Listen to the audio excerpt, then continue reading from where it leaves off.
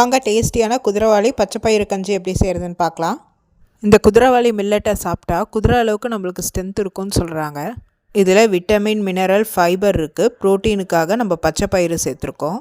இந்த குதிரைவாலி கஞ்சி குடிக்கும் போது ஹோல்சமான மீலுன்றனால ரொம்ப நேரத்துக்கு பசிக்காது. வெயிட் லாஸ்க்கும் இது ரொம்ப ஹெல்ப் பண்ணும். குதிரைவாலி மில்லட்டோட நான் பச்சைப்பயிறு சேர்த்துருக்கேன். நீங்கள் உங்களுக்கு பிடிச்ச வெஜிடபிளையும் அது கூட சேர்த்துக்கலாம். கஞ்சி செய்கிறதுக்கு 1 கப்பு குதிரைவாலி அரிசியை நல்லா கழுவி எடுத்துக்கோங்க. அது கூட நைட்டே ஊற வச்ச பாசிப்பருப்பு 3/4 கப்பு எடுத்துக்கோங்க.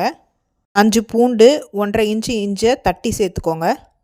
ஒரு பச்சை மிளகா, தேவையான அளவு உப்பு, 1/2 டீஸ்பூன்லேருந்து 1 டீஸ்பூன் ஜீரகப்பொடி, 2 டீஸ்பூன் மிளகு பொடி சேர்த்து 5 கப்பு தண்ணி சேர்த்து 4 விசிலுக்கு ப்ரெஷர் குக் பண்ணி எடுத்துக்கோங்க. ப்ரெஷர் ரிலீஸ் ஆனவுடனே ஓப்பன் பண்ணி பார்த்தீங்கன்னா நல்ல குதிரைவாலி அரிசி நல்லா மலர்ந்து வெந்திருக்கும், பாசிப்பருப்பும் வெந்திருக்கும்.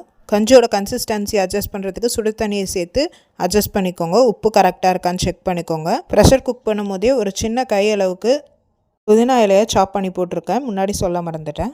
டேஸ்ட்டு ரொம்ப சூப்பராக இருந்துச்சு. நான் இந்த கஞ்சியோட தேங்காய் துவையல் வச்சு சாப்பிட்டேன். நீங்கள் துருவன தேங்காய் மேலே தூவி கூட ஊறுகாய், மோர் மிளகா, வத்தல் வச்சும் சாப்பிட்லாம். செஞ்சு பார்த்து எப்படி இருக்குன்னு சொல்லுங்கள். Happy cooking, healthy living.